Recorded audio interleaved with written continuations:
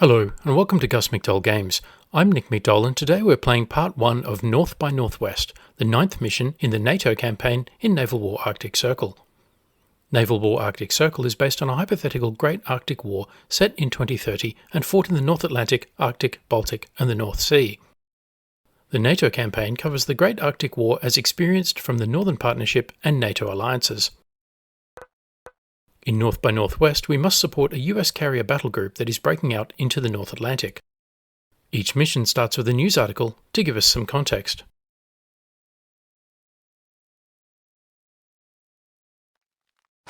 King Frederick X of Denmark falls in battle for Copenhagen. King Haakon VIII of Norway escorted to London in reckless naval manoeuvre. While Denmark is fully under Russian control and the Finnish front has stabilised, the battle for the Kingdom of Norway and the Republic of Sweden still rages. In the north, the Scandinavian armies are in general retreat, and rearguard actions are being fought along a line running roughly from Märchen to Umeå. Please pause the video if you'd like to read the full article, and while you're doing so, don't forget to subscribe to this channel for more great content.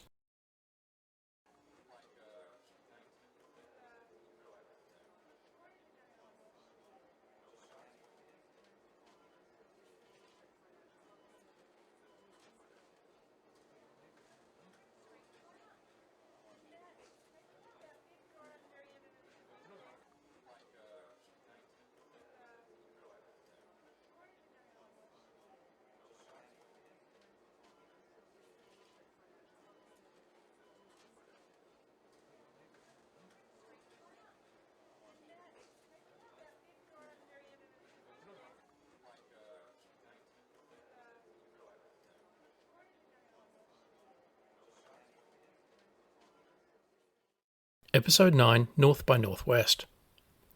Description: the US Navy is redeploying its forces from the Pacific to the North Atlantic, and the Royal Canadian Navy is tasked with clearing the way.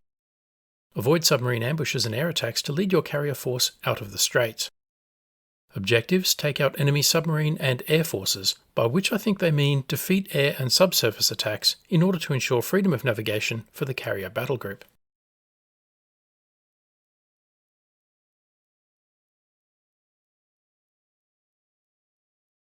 And so we begin. We must destroy at least 2 submarines, kill at least 5 long-range bombers, and protect the Nimitz-class carrier. Let's review friendly forces. To the west, an E-3 Sentry increases height, reduces speed, and activates its AN/APY 1 and 2 radar. This is a passive electronically scanned array radar system. The intent is to gain situational awareness and air intelligence. To the northeast lies Thule Air Base in Greenland. The carrier task force is transiting south from Baffin Bay through the Davis Strait west of Greenland. A Boeing P-8A Poseidon on an anti-submarine warfare mission activates its radar. Far to the west lies Canadian Forces Base Goose Bay.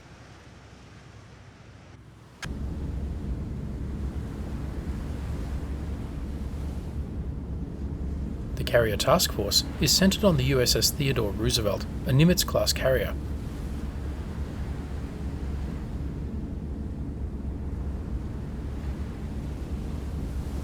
It has 196 RIM 116 rolling airframe missiles with a range of 5 nautical miles against air targets. It has a Phalanx close-in weapon system and 24 Sea Sparrow missiles with 10 nautical miles range against air targets.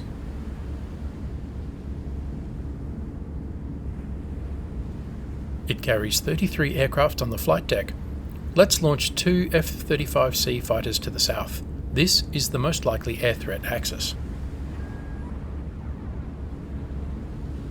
Next is the San Jacinto, a Ticonderoga-class guided missile cruiser.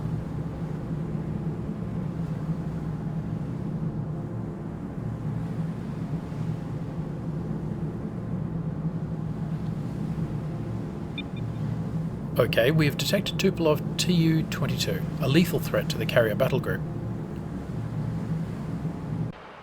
Let's vector the F-35s to intercept. And let's launch 2 more fighters to intercept.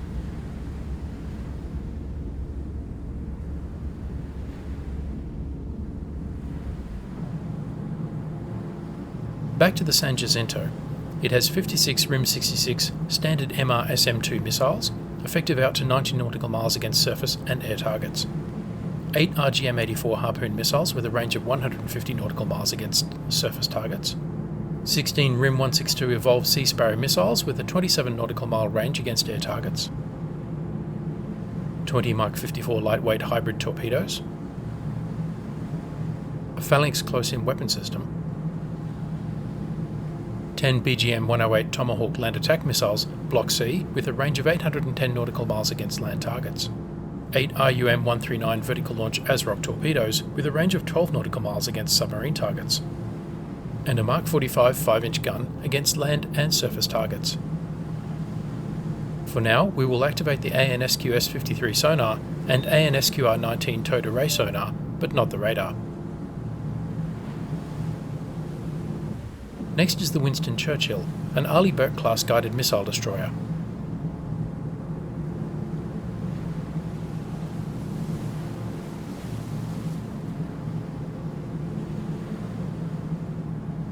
It has 56 RIM-66 standard MR SM-2 missiles, 20 RGM-84 Harpoon missiles, 16 RIM-162 Evolved Sea Sparrow missiles, a Mark 45 5-inch gun, a Phalanx close-in weapon system, 10 BGM-108 Tomahawk land attack missiles Block C, 8 RUM-139 vertical launch ASROC torpedoes, and 20 Mark 54 lightweight hybrid torpedoes.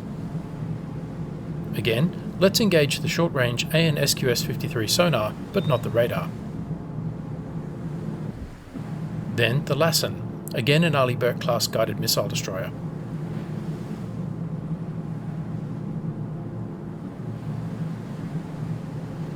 It has 56 RIM-66 standard MRSM-2 missiles, 20 RGM-84 Harpoon missiles, 16 RIM-162 Evolved Sea Sparrow missiles, a Mark 45 5-inch gun, a Phalanx close-in weapon system, 10 BGM-108 Tomahawk land attack missiles Block C, 8 RUM-139 vertical launch ASROC torpedoes, and 20 Mark 54 lightweight hybrid torpedoes. Again, let's engage the short-range ANSQS-53 sonar, but not the radar. Then the Howard, also an Arleigh Burke-class guided missile destroyer.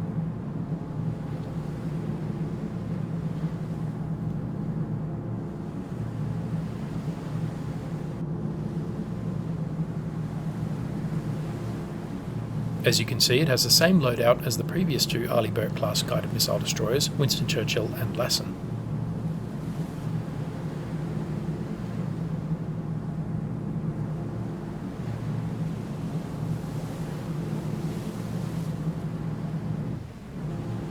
Finally, the Lake Champlain, a Ticonderoga-class guided missile cruiser.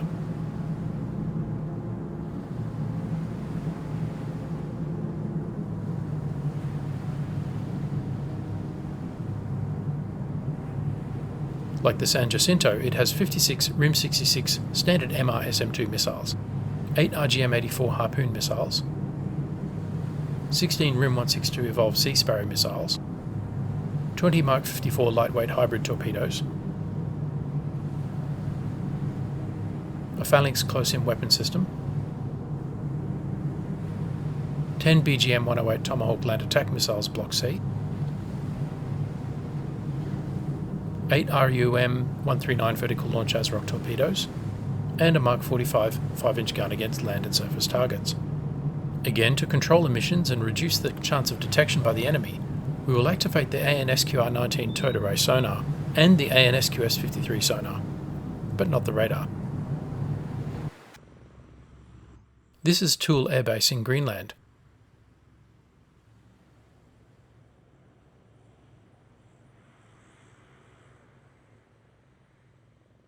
It has an AN/MPQ-64 Sentinel radar active out to 40 km for its short-range air defence weapons. There are currently 6 aircraft stationed here. 3 Boeing P-8A Poseidon aircraft for anti-submarine missions, These have an impressive 4,500 km radius of action. Also, 2 Boeing KC-767 aerial refueling aircraft, and a Boeing E-3 Sentry AWACS aircraft. No fighters, but the base has 72 AMRAAM.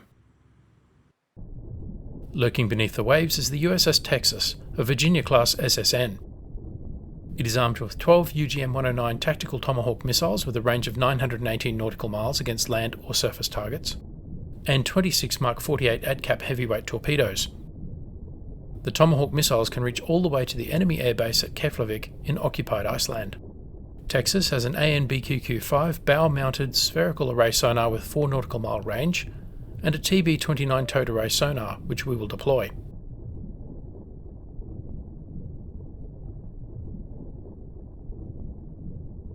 Also lurking in the depths is the USS Virginia. It has the same loadout as the Texas. 12 UGM-109 tactical Tomahawk missiles, and 26 Mark 48 ADCAP heavyweight torpedoes with a 27 nautical mile range. Again, we will deploy the passive towed array sonar, but will not activate active sonar yet.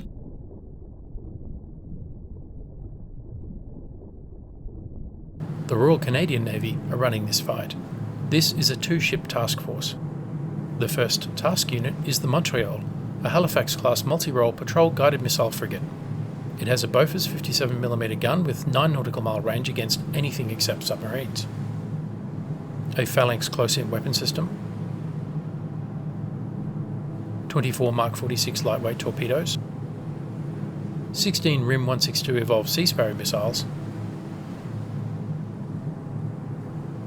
and 8 RGM-84 Harpoon missiles.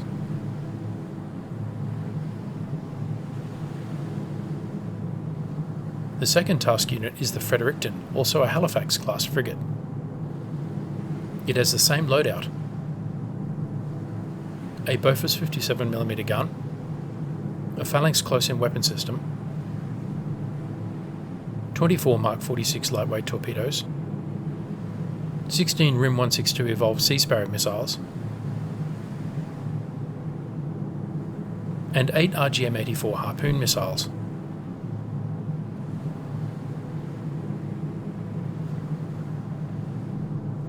It has an Ericsson Sea Giraffe AMB 3D radar with 216 nautical mile range.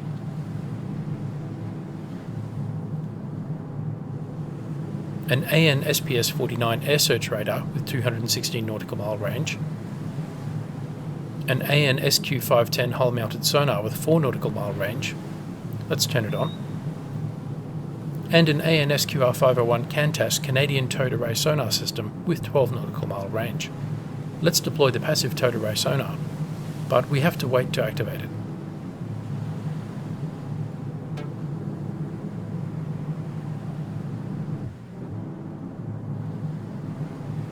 We will do the same with the Montreal.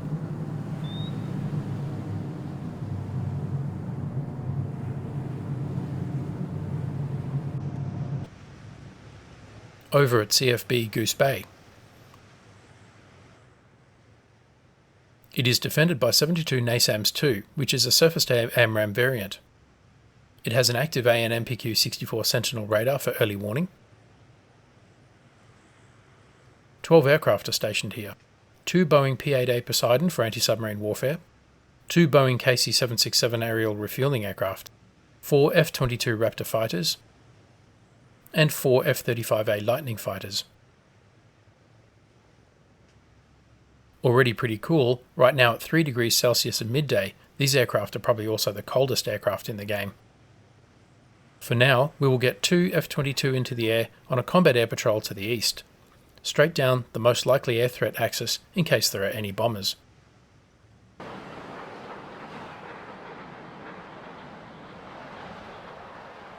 Here you see them transiting over Lake Melville towards the Labrador Sea.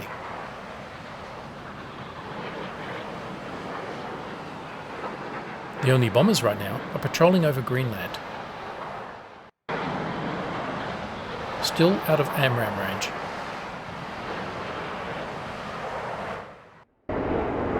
They are identified as 2 Tupolev Tu-22 M3 bombers.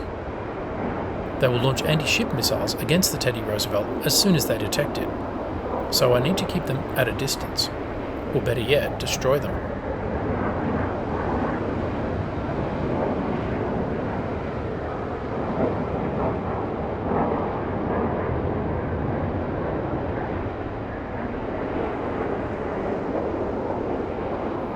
Beautiful looking aircraft, but lethal against ships.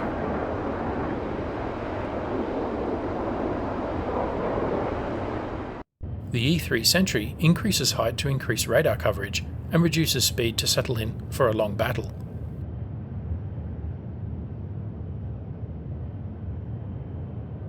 The bombers are at the extreme edge of its radar range.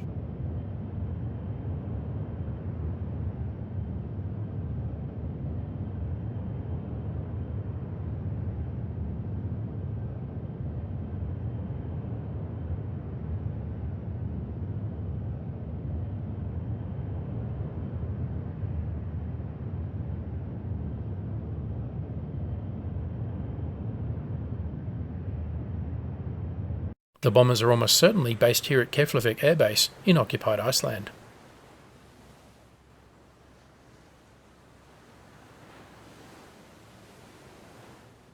I don't know the enemy strength here. How many fighters? How many bombers? How many maritime patrol aircraft? But I suspect I will need to disable the airbase to complete the Teddy Roosevelt's passage or face continuous bomber attacks. We must destroy at least 2 submarines, kill at least 5 long-range bombers, and protect the Nimitz-class carrier.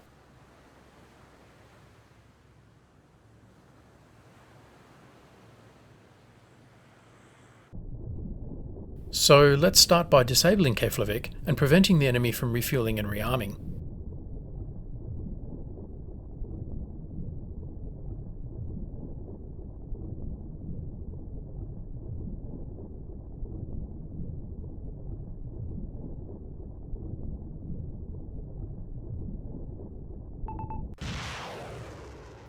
The Texas launches a barrage of 12 UGM-109 tactical Tomahawk missiles.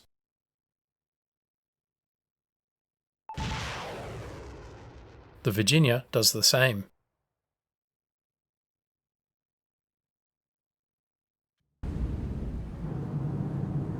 But the Teddy Roosevelt Task Force is out of range for now.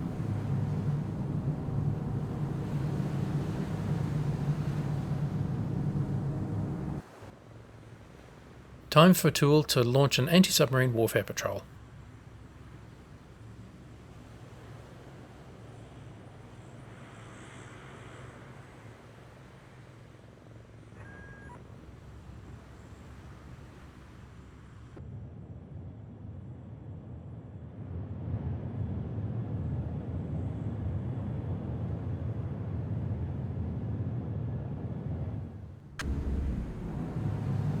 The San Jacinto also launches an SH-60B Seahawk.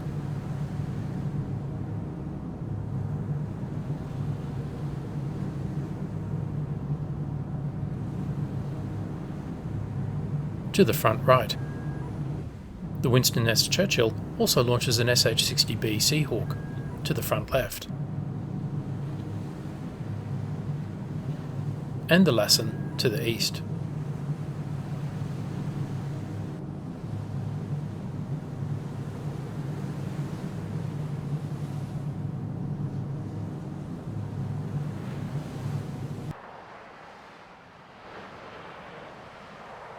The Tupolevs remain stubbornly out of AMRAAM range.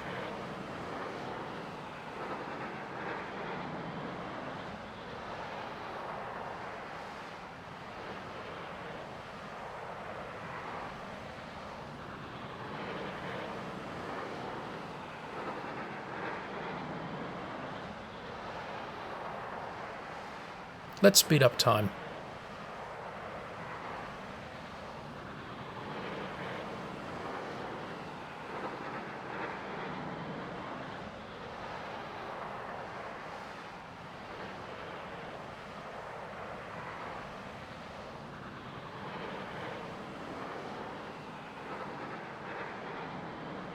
The F-35 crossed the coast of Greenland.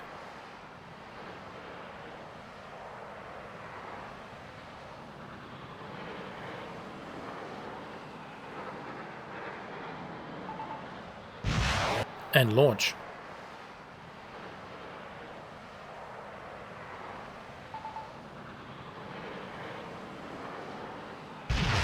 Then a second attack. Let's speed up time.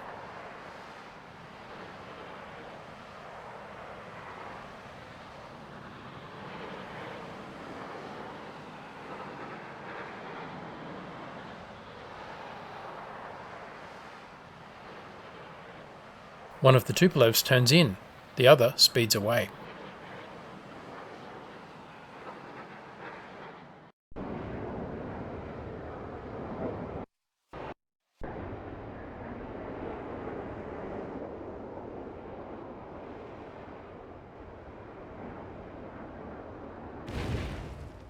The first aircraft is brought down, part of the first objective achieved.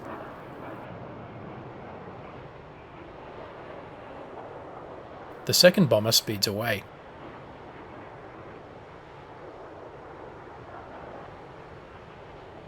And escapes.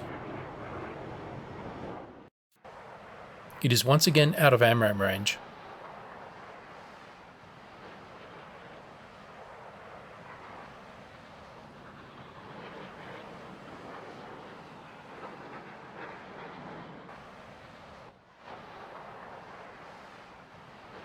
The F-35 turn on their radar.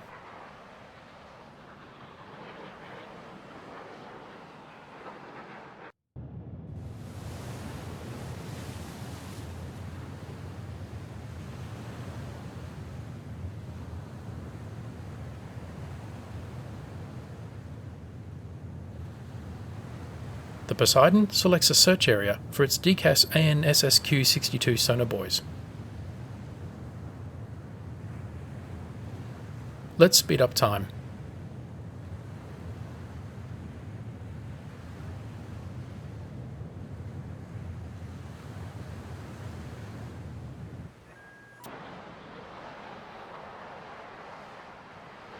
The F-22 pair out of Goose Bay increase altitude and slow down.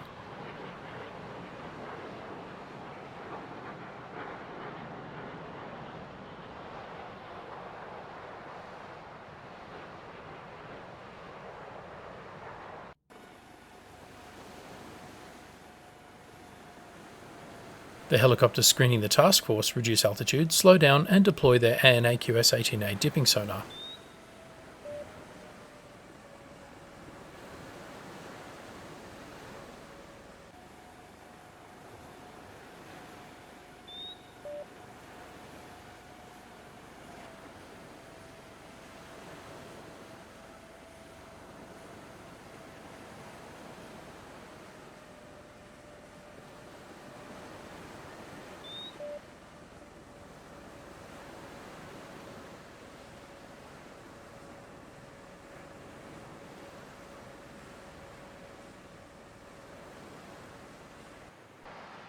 The F-35 are likely to run out of fuel soon.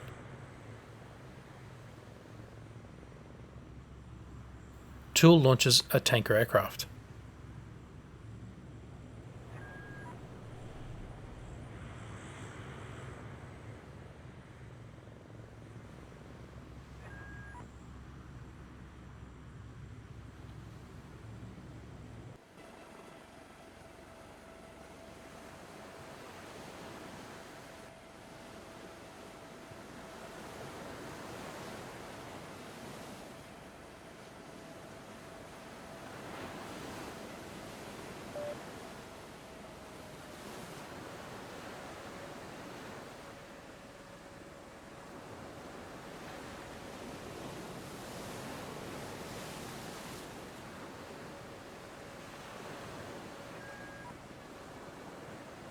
Suddenly, a missile alert, and close in, so probably from a submarine.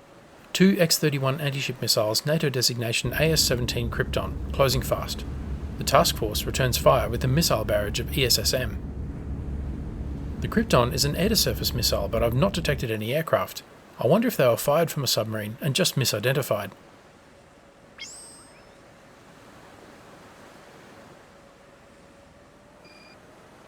The helicopters vector to the likely launch site. One Krypton has been destroyed, but the other continues on. The order to fire is given. Too late, the Lassen is hit and damaged. Ironically, its anti-submarine rocket torpedoes are damaged and cannot fire.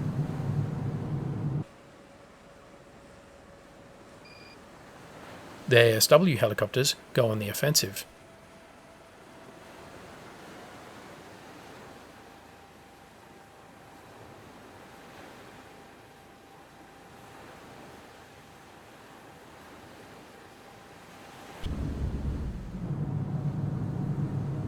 I launch another Seahawk from the Lake Champlain.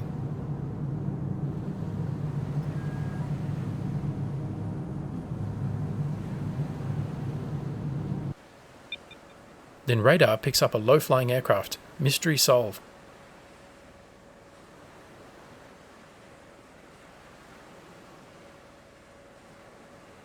Missiles are fired and hit. It is a pair of Sukhoi Skat unmanned aerial vehicles. They are flying at 10 meters and difficult to detect.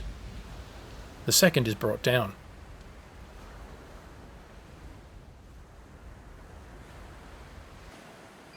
It was not a submarine threat after all, and the helicopters returned to station.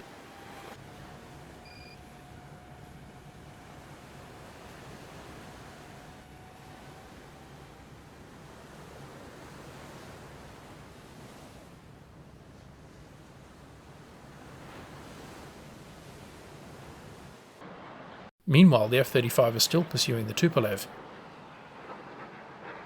I slow them down to conserve fuel. They will re-engage if the Tupolev turns north.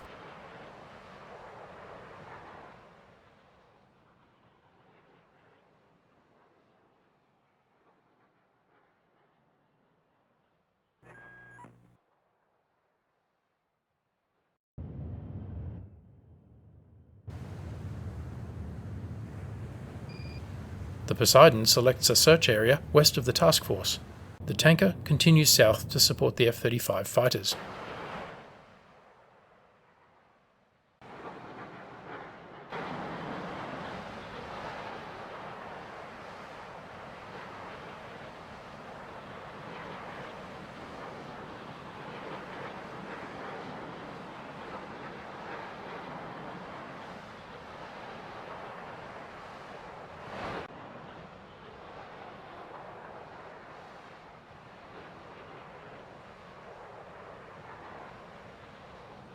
So far, we have introduced friendly units and their capabilities, launched a Tomahawk land attack missile strike against the Keflavik airbase in occupied Iceland. We have destroyed a Tupolev Tu-22M bomber and are in pursuit of a second. We defeated an attack by Sukhoi Skat unmanned aerial vehicles, but suffered damage to the Lassen. And we have prepared our units for anti-submarine warfare. In the next episode, we will complete the missile strike against Keflavik airbase, hunt for submarines, and continue our defensive counter-air mission over Greenland.